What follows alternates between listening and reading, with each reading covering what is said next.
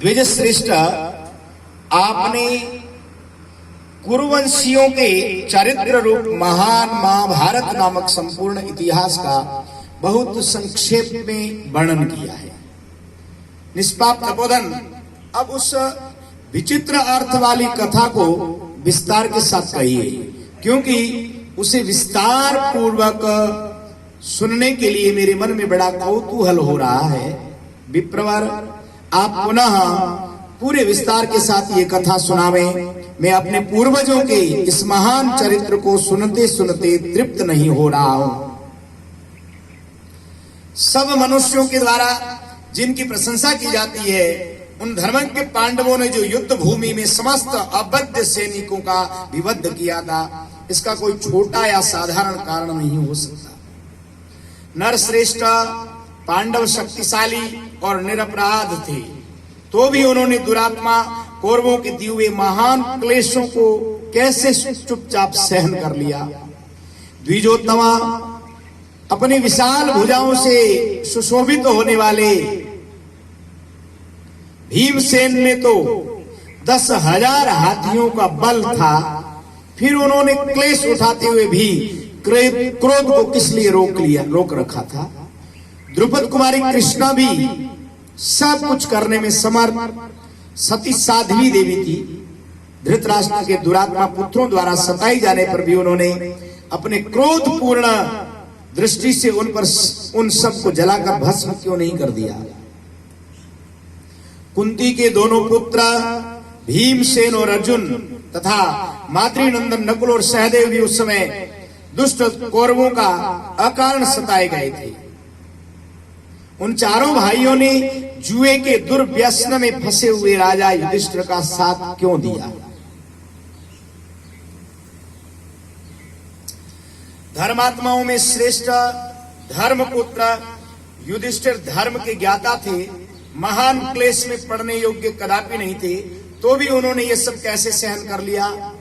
भगवान श्री कृष्ण जिनके सारथी थे, उन पांडु नंदन अर्जुन ने अकेले ही बाणों की वर्षा करके समस्त सेनाओं को, जिनकी संख्या बहुत बड़ी थी, किस प्रकार यमलोक पहुंचा दिया। तपोधन, ये सब वृत्तांत आप ठीक ठीक मुझे बताइए। उन महारथी वीरों ने विभिन्न स्थानों और अवसरों में जो जो कर्म किए थे, वह सब सुनाइए। वैशंपायन उवाच, क्षणं कुरु महाराज विपुलो यमनुक्रमः पुण्याख्यानस्य वक्तव्यः कृष्णद्वैपायनेरिति हृदः। वैशंपायन जी बोले, महाराज, इसके लिए कुछ समय नियत कीजिए, क्योंकि इस पवित्र आख्यान का श्री व्यास जी के द्वारा जो क्रमानुसार वर्णन किया गया है, वह बहुत विस्तृत है और वह सब आपके समक्ष कहकर सुनाना है। स्वर्ग लोक पूजित अमित तेजस्वी महामना महर्षि व्यास जी के संपूर्ण मत का यहाँ वर्णन करूंगा। असीम प्रभावशाली सत्यवती नंदन व्यास जी ने पुण्यात्मा पांडवों की ये कथा 1,00,000 श्लोकों में कही है। महाभारत में 1,00,000 श्लोकों का संग्रह वेद व्यास जी ने किया है। जो विद्वान इस आख्यान को सुनाता है और जो मनुष्य सुनते हैं, वे ब्रह्मलोक में जाकर देवताओं के समान हो जाते हैं। ये ऋषियों द्वारा प्रशंसित पुरातन इतिहास श्रवण करने योग्य सब ग्रंथों में श्रेष्ठ है। ये वेदों के समान ही पवित्र तथा उत्तम है। इसमें अर्थ और धर्म का भी पूर्ण रूप से उपदेश किया जाता है। इस परम पावन इतिहास से मोक्ष बुद्धि प्राप्त होती है। जिनका स्वभाव अथवा विचार खोटा नहीं है, जो दानशील, सत्यवादी और आस्तिक हैं, ऐसे लोगों को व्यास द्वारा विरचित वेद स्वरूप इस महाभारत का जो श्रवण कराता है, वह विद्वान अभीष्ट अर्थ को प्राप्त कर लेता है।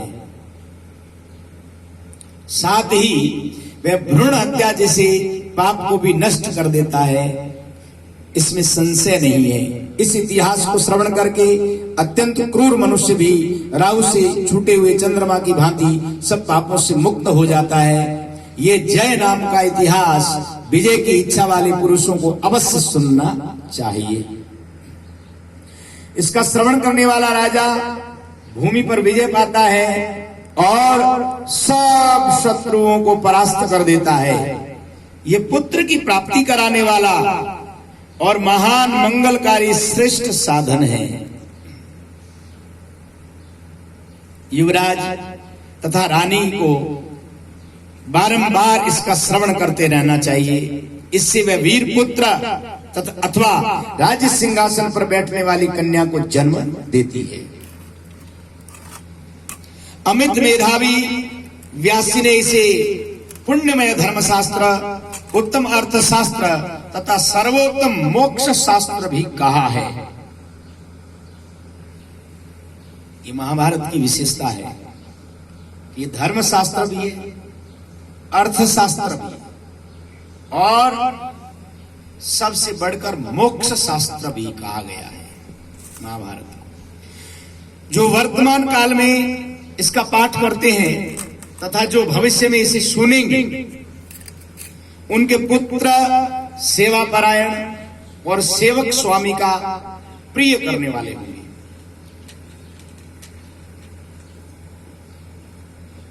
जो मानव इस महाभारत को सुनता है वह शरीर, वाणी और मन के द्वारा किए हुए संपूर्ण पापों को त्याग देता है।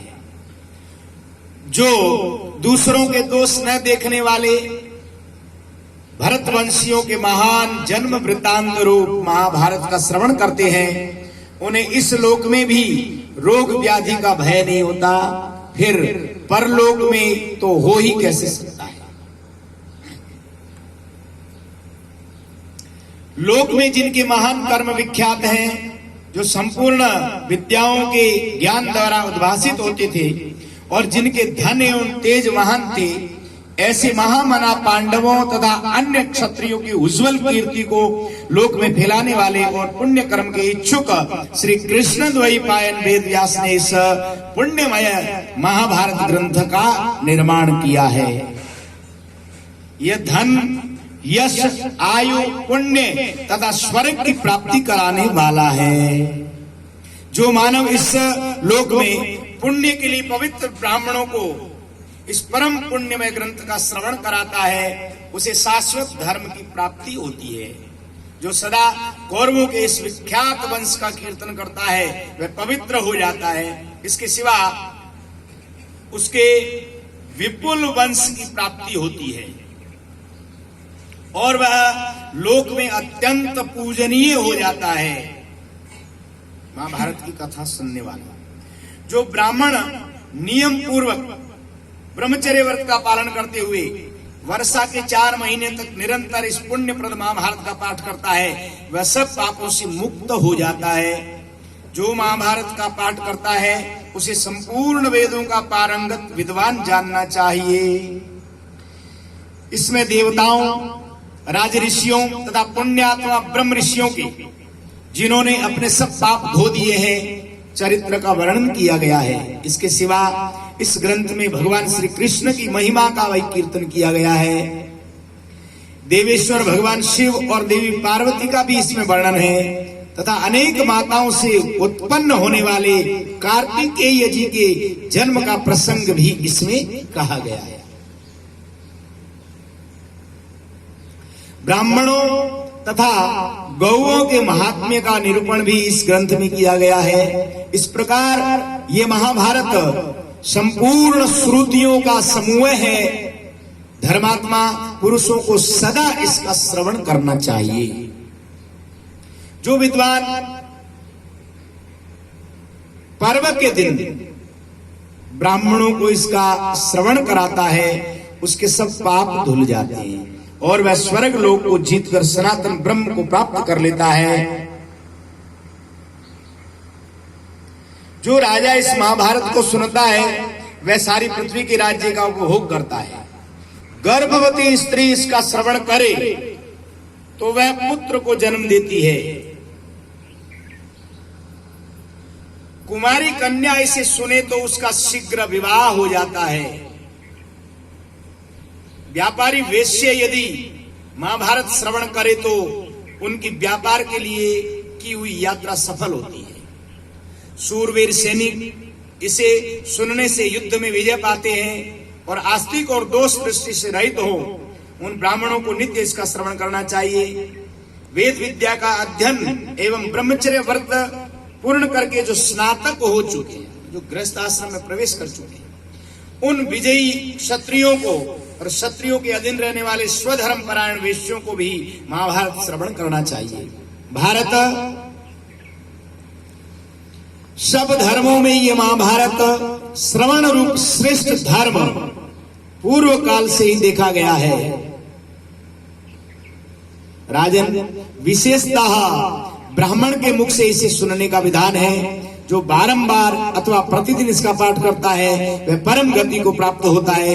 प्रतिदिन चाहे एक श्लोक या आधे श्लोक अथवा श्लोक के एक चरण का ही पाठ कर ले, किंतु महाभारत के अध्ययन से शून्य कभी नहीं रहना चाहिए।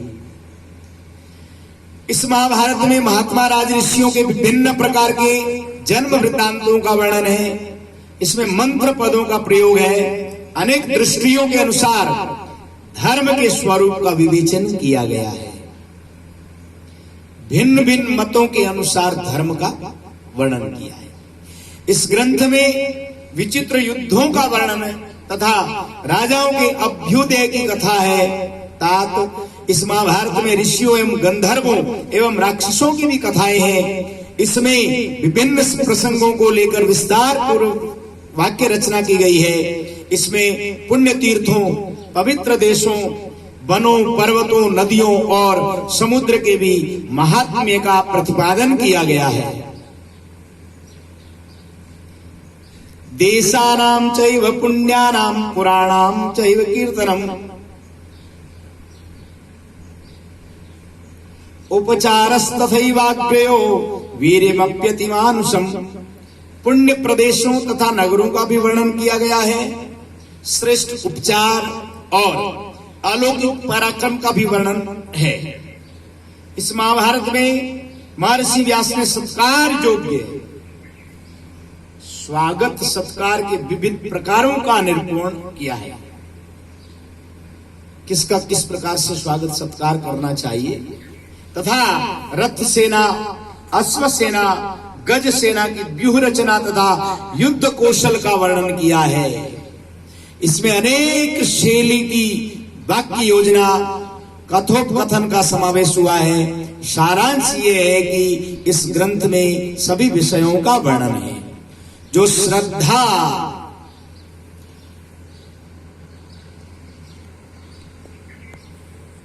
जो श्राद्ध करते समय अंत में ब्राह्मणों को महाभारत के श्लोक का एक चतुर्थांश भी सुना देता है, उसका किया हुआ वह श्राद्ध अक्षय होकर पितरों को अवश्य प्राप्त हो जाता है।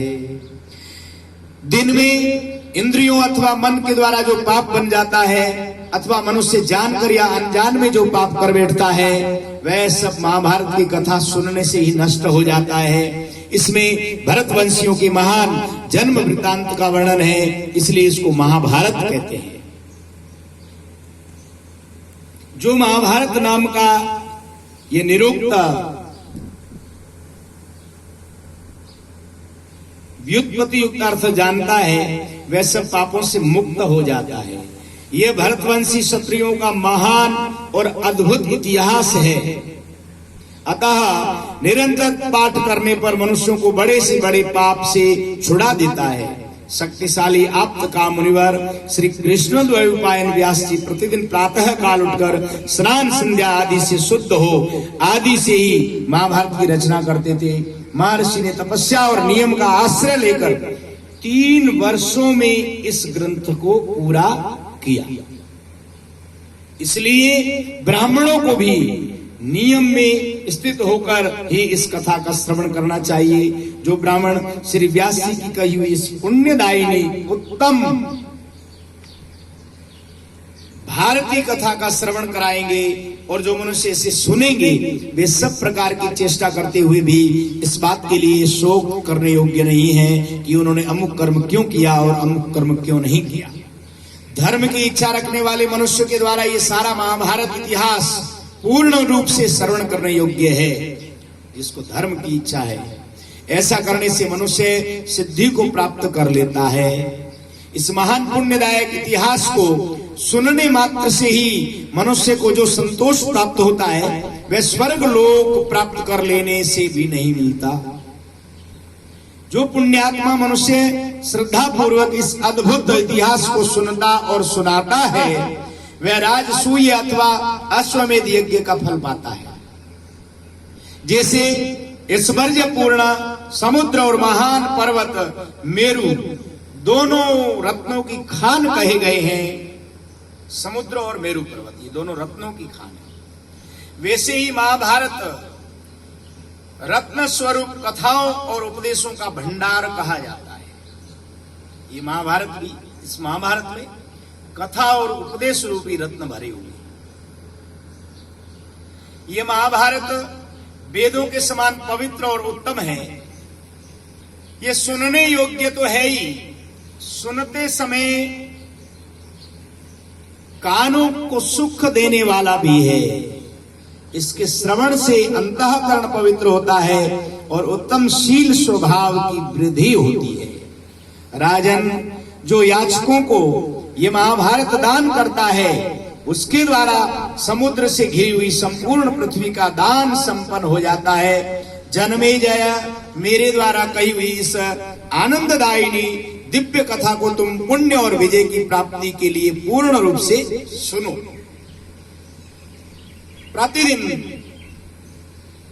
प्रातःकाल उठकर इस ग्रंथ का निर्माण करने वाले महामुनि श्री कृष्ण द्वैपायन ने महाभारत नामक इस अद्भुत इतिहास को 3 वर्षों में पूर्ण किया है। धर्म श्रेष्ठ धर्मे चार्थे च कामे च मोक्षे च भरतर्षभ यदि हास्ति तदन्यत्र यन्ये हास्ति न तत्क्वचित्।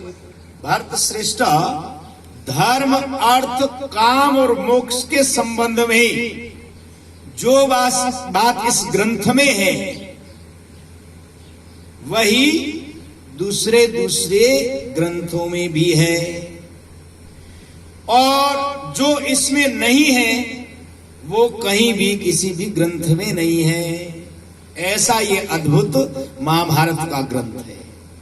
स्वस्ति श्री महाभारती आदि पर्वणि अंशावतरण पर्वणि महाभारत प्रशंसायाम 62तमोऽध्याय।